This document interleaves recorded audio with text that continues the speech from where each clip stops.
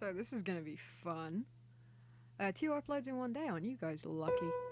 So we are currently playing a game that I made myself about 6 months ago for a class at uni. I mean, it's not a game development course or an animation course or anything like that. It was blood-soaked sheets.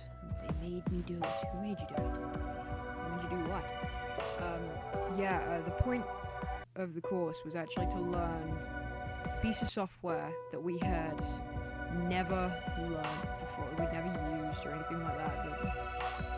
And I got no weapon, so I'm just gonna jump over Echo. I kinda like Echo's design. We had to make this from the ground up with no idea when we started of what to do. We had to learn everything during those few months, and I kind of goofed off for a bit.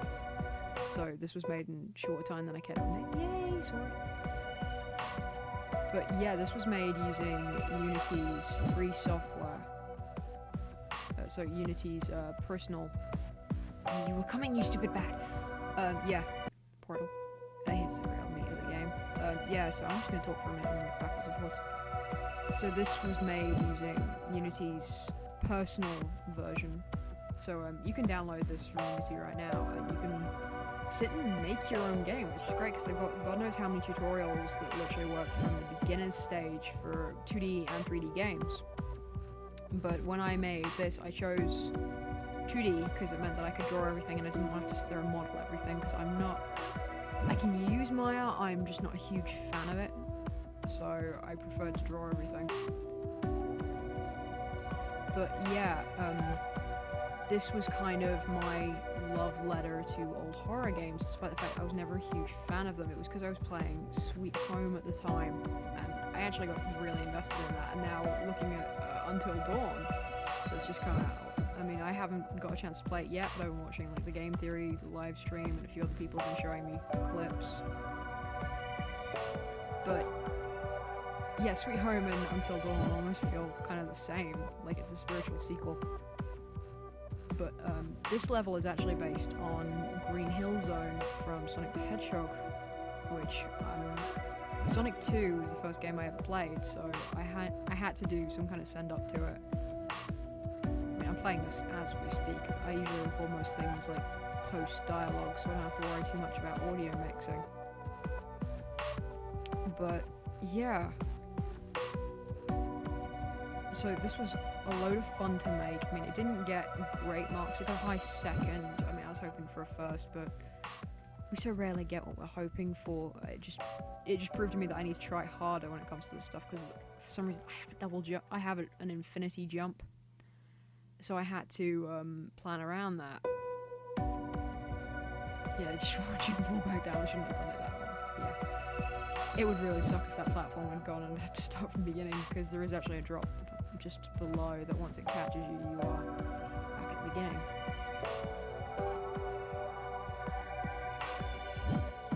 But yeah, so I had to design everything here. The original story had about 3 or 4, I think it was 4 cast members, and the only one I kept was this little boy named Kale, who, they were supposed to be all stuck in this hotel, and I do have art that I'm going to flash up at the beginning that had him in front of the hotel. What's next to Stay Puft Marshmallow Man? Oh, yeah.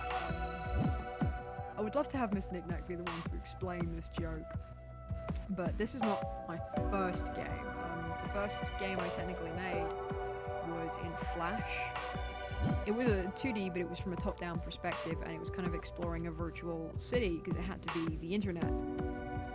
And at the time, we were joking around, on the way home, and we came up with this thing of all power to the Stay Puft Marshmallow Man. And I made a cult in that Flash game that you would kind of come across that worship the Stay Puft Marshmallow Man. And it kind of became a joke afterwards of every game I make has to have a reference to the Stay Puft Marshmallow Man in somewhere. So yeah, it became a text scroll in here. It's It's the cult in the first one. I haven't made a game since, but I'm debating making one, but I just need an idea for it. Damn it. Yeah, so this was a ton of fun to make, even though it was incredibly stressful. I have so much appreciation for indie game developers, or even I actually have to give a shout out to a game you can buy on Steam right now, Poncho. The developers, we, being me and Miss Knickknack, worked with them for 3 days at EGX earlier in the year in London, and because they're distributed by Rising Star Games, and we were helping them out for a couple days, exhibiting. I can't speak today. They were using Unity to build Poncho, which actually wasn't quite finished at the time. I mean, I've seen it since, and it looks so good, and I need to get it on Steam, just because I actually didn't get a chance to demo it while I was there, and I really wish I could. But they gave us a lot of tips on development problems that you will encounter, and they're great, so go find Poncho on Steam. That was great. I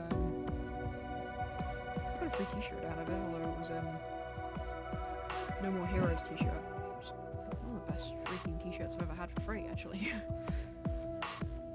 But yeah, they were just kind of great. The guys at Rising Star were so supportive of us doing this. Actually, this level I'm going through right now, like I said, the first one was based on Sonic the Hedgehog. This one is based on a Shovel Knight level, which I've actually never played, but it was pretty much brand new when I was making this. So it may have been more than 6 months ago, actually. But that was practically brand new, and I was looking for ideas of how to design a level, and because it was new, I was looking at it going, there goes my phone. So how do I build up a level? And I was looking at that and going, actually, that's a really cool level, and I think I recreated one of them. I can't tell you which one it is, because like I said, I've never played it.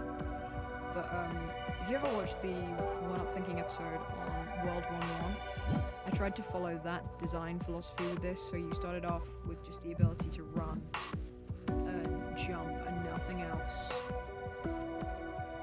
and you would be pretty much Rad's text me. Right, hi Rad.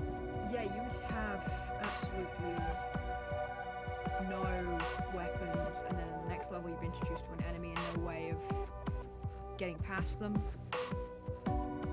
So you'd have to, well, not get back, destroying them, so you'd have to jump, and then you'd be introduced to a weapon with a small assortment of enemies near you, and then you would get rid of them.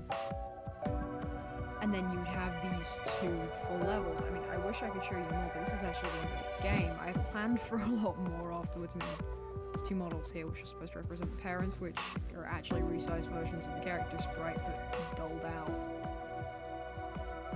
But yeah, this was Acheron, and let me know what you guys think. If anyone is interested, I might chuck this up online somewhere so people can try it. I wouldn't recommend it. It's not that good of a game. But yeah, I highly recommend, if you guys are into game development, to give it a try. Not Acheron, I mean, try Unity. Unity's great, and I love the fact that they have the personal version, which is completely free. There's a ton of tutorials on there, and I'm not even saying this just to pay them back. It's just they were great. They're great. Go try them. Ghost people. And this is me signing off. Hope you have fun. Until next time.